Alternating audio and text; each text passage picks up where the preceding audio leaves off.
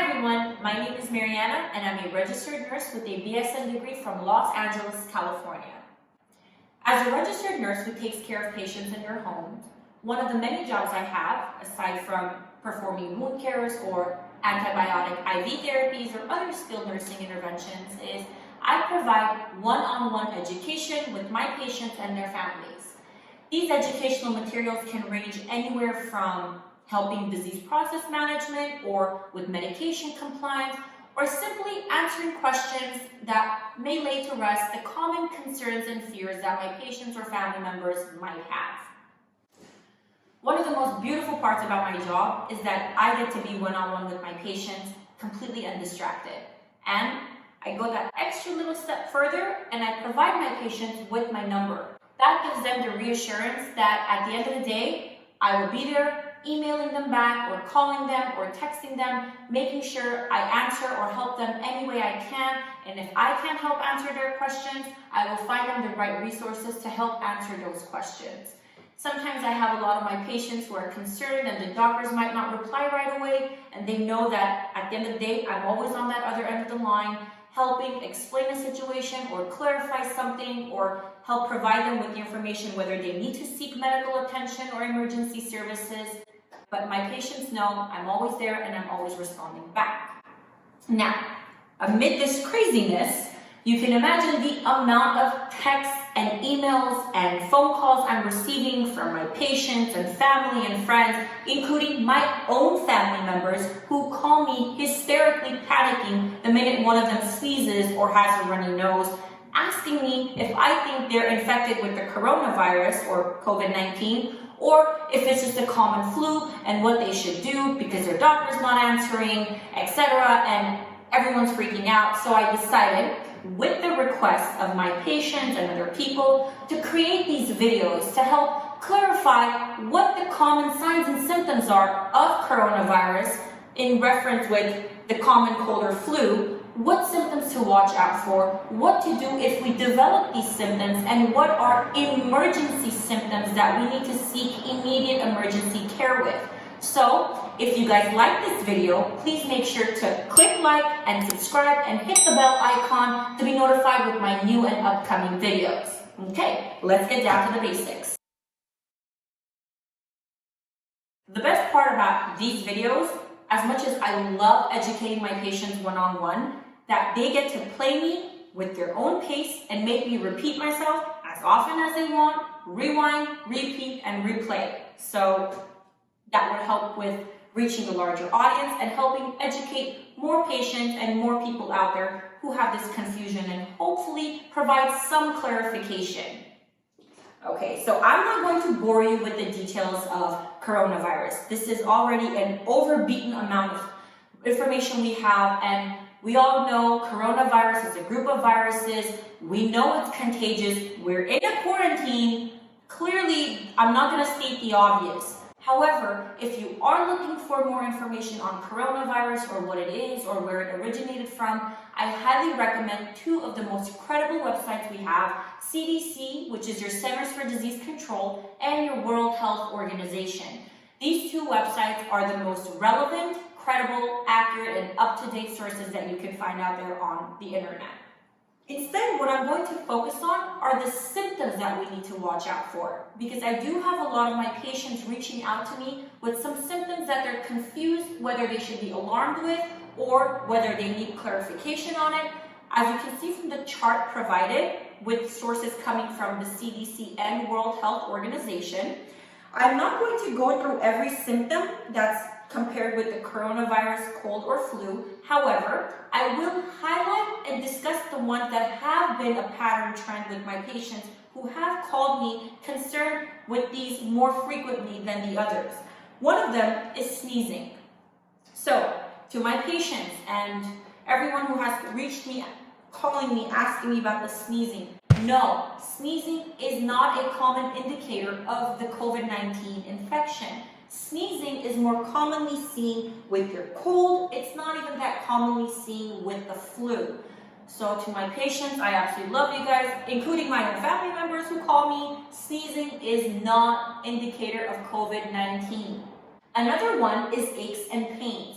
So What are aches and pains? Well, it pretty much feels like your whole body has been beaten up by someone and everywhere you touch hurts. Everything you touch hurts. You want people to leave you alone. You don't want to be touched anywhere.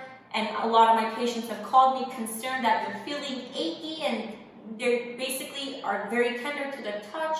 And if that's an indicator, I just want to say to them that can sometimes be seen with COVID-19. However, that's more commonly seen with the cold and sometimes seen with the flu. It does not necessarily indicate that you have the COVID-19 infection.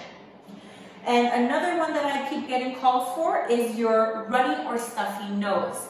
This is basically when we have nasal discharge or your nose and your sinuses are congested.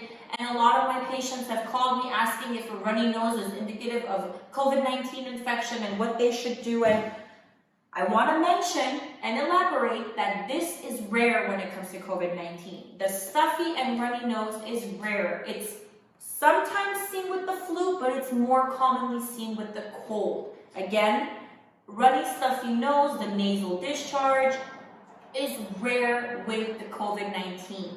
However, I do want to talk about the symptoms that we do need to pay attention to, that we do need to watch out for, that could possibly indicate COVID-19. And the reason why I'm saying could is because a lot of my patients have also thought if we have all these symptoms, that's it, we have the COVID-19 infection, and that's not the case. It's a possibility of you having it. So what are the symptoms? So mild symptoms are cough. Do you have a dry cough? Fever. So what is a characteristic of fever? What characterizes a fever? Fever is basically body temperature elevation of 100.4 degrees Fahrenheit or 38 degrees Celsius. Now, if you're taking your temperature and you're running a little higher than normal, your normal body temperature is 98.6. So if you're like a 99.5 and you're not sure, I highly recommend you monitoring your body temperature. And if you're wearing too many layers of clothes, maybe remove that and just keep monitoring your body temperature and seeing if you have any other symptoms that could indicate COVID-19 infection. But in general, cough, fever, elevation of body temperature 100.4 degrees Fahrenheit or 38 degrees Celsius, or shortness of breath.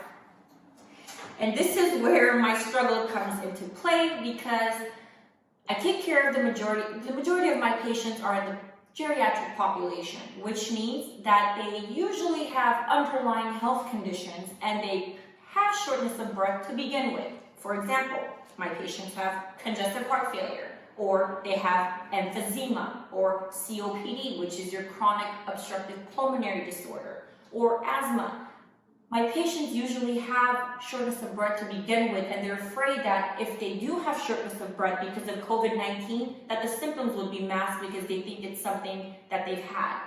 So my best advice to them would be, if you are having shortness of breath, that's a little out of your norm, because with usual activity performance like getting dressed or getting up to get water, if you're having exacerbating shortness of breath, or if you feel like your shortness of breath has gotten worse, or if you're having a cough or a fever with it, I highly recommend you call your primary medical provider.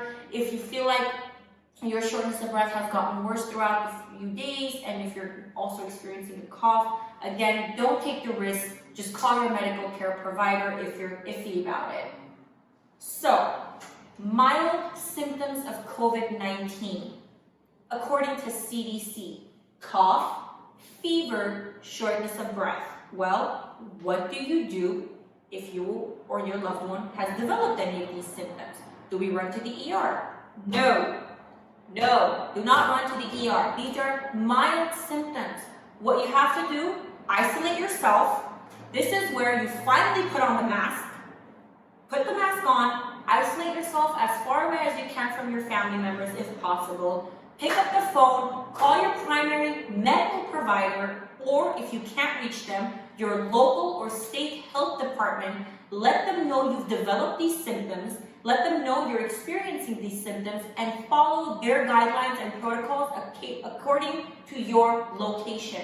You do not need to run to the ER unless you're demonstrating emergency warning signs according to CDC. So, what are emergency warning symptoms? Well, according to CDC on their website, anyone who displays the symptoms provided on the left should immediately seek medical attention. In this case, you do need emergency care. For example, difficulty in breathing. Well, difficulty in breathing and shortness of breath kind of throws my patients off. It's actually someone who puts in more effort to breathe, and you can tell that that person is working really hard to expand those lungs and make sure that they're getting the appropriate amount of oxygen they need. It's almost like someone's taking a deep sigh, like, in order for them to get the amount of oxygen a normal person would do effortlessly. So someone who breathes comfortably that you can't even tell is taking a breath, as opposed to someone who's working really hard to expand those lungs and to get that amount of oxygen in. If you are having that symptom, CDC advises you to seek immediate medical attention. Another one is persistent pain or pressure in the chest. A lot of my patients confuse this with persistent chest pain. Okay, let me clarify that right now. Whether or not there is a coronavirus outbreak, if you or anybody is experiencing persistent chest pain, with or without the infection, you have to immediately seek emergency care. Call 911, go to the emergency, regardless of whether or not there is a virus. Anytime you're persistently having chest pain, you seek immediate care. So let's just clarify that. But what we're referring to with persistent pain or pressure, so how does that feel? If I could describe it in the simplest form, it's basically having a heavy set weight on your chest and your inability to take that adequate oxygenation. It's your lungs' inability to appropriately expand. So even though you want to take a breath, you can feel that there's that pressure, there's that heavy weight, and it feels like your lungs are basically just compressed in your own chest cavity, and it's just your lungs' inability to appropriately expand and let in that oxygen, and you're having this pain that just doesn't go away and that pressure that just doesn't subside. That's when you seek immediate emergency care. So another one is altered mental status or difficulty to arouse or acute confusion. As much as I love CDC website for being able to provide us with the information to distinguish what is mild symptoms and what are emergency symptoms, a lot of my patients and family members and friends, they have a hard time understanding exactly what these symptoms mean. How would we know if we have these symptoms if they're not in the medical field? How would they know if their family is displaying these symptoms? And that is why I want to make sure that I provide you guys with things that would show or display that you would be like, oh, that's what my family is demonstrating right now, or that's the kind of symptom my family is having right now. So with an altered mental status, basically can mean several things. One is that your brain is not receiving the adequate oxygenation it needs. So if your body is deprived from adequate oxygenation and there's a lack of blood supply to the brain, sometimes we have a change in our mental status. We might say something that doesn't make sense, or we might be incoherent, or we might use words or change our patterns of behavior that we would not normally do, that we need to watch out for. And another thing with the elderly, who are the majority of my patients, if you have a change in level of consciousness, or if you're having an altered mental status, that usually can indicate an infection. We actually see an altered change in mental status earlier than we can see a fever, and that usually can mean that our patients have an active infection. So if you or your family members have a change in behavior or display a difference in their behavioral patterns, or say something that's insensible, or you just know they wouldn't normally say, that's when you seek immediate emergency services, because it could mean lack of oxygenation or adequate oxygen, or it could simply mean that the elderly is having the elderly has an infection. Fourth one, and I think this is pretty much stating the obvious, bluish lips or face. If you or your family members have bluish colored lips or face, that means that you've been deprived of oxygen for so long that your body parts are starting to change color. In this case, immediately immediately seek medical attention. That's pretty much the obvious. Can't really demonstrate what that looks like.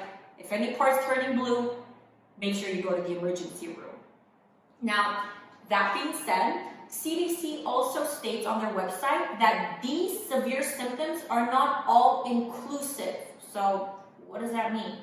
Basically, if you have a symptom and you're not sure if it's severe, and if it's not part of the mild symptoms, call your primary care provider and find out if that symptom that you're experiencing that's not in either one of these lists is severe. And if it is, should you go to the emergency? In any case, if you're displaying a symptom and you're not sure if it's severe, call your medical care provider, let them know what the symptom is, and see the measures to take from there based on the protocol and the guidelines in your location, and just let them know what symptoms you're having. So, to recap everything, if you're having mild symptoms or developed mild symptoms, make sure you call your primary care physician or your state or local health department and let them know you're experiencing these symptoms and follow their guidelines and protocols according to your location. If you're displaying any of the emergency symptoms, immediately seek emergency care. And if it's one of the symptoms that you're not sure which category it falls into, call your medical care provider and make sure you find out where the symptom falls under. So by taking these simple steps to try to figure out if you're falling under the mild symptoms or the emergency symptoms, you will not only reduce the overwhelming workload of hospital staff and healthcare personnel, but you will decrease the amount of use of supplies that are already limited, and more importantly, you will not expose yourself to a potential infection you might not have had to begin with. So, to limit the use of limited resources and to minimize catching an infection and your risks along with your families, take these simple steps. Find out from your healthcare provider if you are having an emergency symptom. And please be sure to click the like button, hit subscribe, click the bell icon to be notified with my new and upcoming videos. And please stay safe out there until I see you next time. Thank you so much.